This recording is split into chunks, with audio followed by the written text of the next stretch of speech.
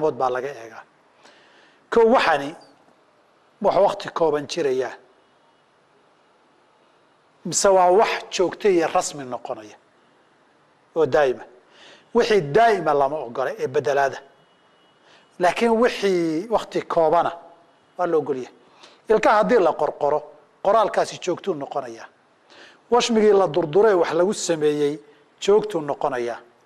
laakiin cilaanka iyo kalarkii timaha la mariyey waqti kooban buu jiraya timihii jilcisada la mariyey dib waqti kooban bay jiraysaa kuwii adkaa iyagaa hoos ka soo bixi kuwii cadcadaay ciradaan iyagaa hoos ka soo bixi asalku wixii nas gaar u soo reebay waa gaar laakiin qaacidada intaan nasku ka hadlin si guud lagu kala saari kara mar waxaa weeye war waxani ma wax joogto ahba mise wax waqti koobana saamayn bay yeelataa xukunka wixii waqti koobana waa wixii joogtaan usoo noqonaynaa mar labaad baan qaybinaynaa waxani ma mujarad qurux baa looga jeedaa mise ceeb buu qofkii zuulinayaa hadday isaalatu caybin tahay way bannaanta ama isaalatu dararin aan dhahno dararkii xanuun caafimaadna waa noqon karaa ceebna waa noqon karaa ceebtii maxaa ka mid a ilkihii way raaran yihiin way iskor saaran yihiin in qaar la saaro ama inta la ligligo la simo iliga asalka wax lagama bedelin farihiisii 5 bay ahaayeene laba meesha ku taala dheer dheer xanuun bay ku hayaan ilkaha iyo gacantu ama ceeb iyo foolxum ay ku hayaan mas'aladan hadda la inay weydiiyo kala kamida war waxani asal qad hadafka qofku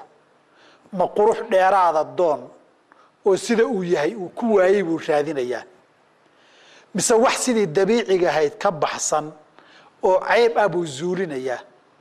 mise wuxuu iska daweynayaa wax xanuun iyo dhib ku haya hadduu xanuun ku haya way bannaanta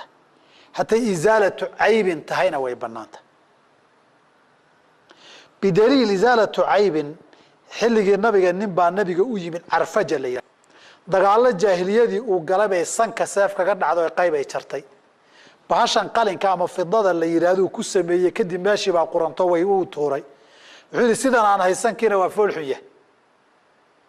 asalka dabiicigiisana ma ahay seef baa goysay nabigu wuxuu yiri dahab ku samayso waa min jinsi izaalati alcaybi way waxa kamid ah ilig baa ka dhacay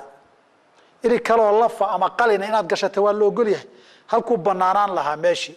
ama intay ku xanuunta ama ilkihii meeshii markay banaanaatay kuwii kale isku soo durkaya oo meeshii godbaysii noqon kuwa kale inay dhaawac u geysataa laga yaabaa ama dhib u geysato ama waaba ceeb afkii qalaalna waxa la mid ah qofka faruuran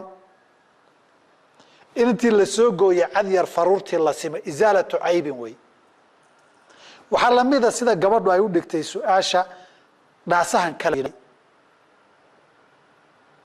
hadday ujeedadu tahay marka cayb inay zuuliyo qofkii way bannaanta ama daweey hormones ha qaadato ama operation ha gasho waxa labaadoo mas'alada naasaha iyo la midka ah baneeya hadday aad intay ugu yaryaraadaan ay keentay ilmihii caano ku filanba meesha inuu qaadi waayo su'aalaha ay soo maray bay kamid ahayd aad hadduu u yaraado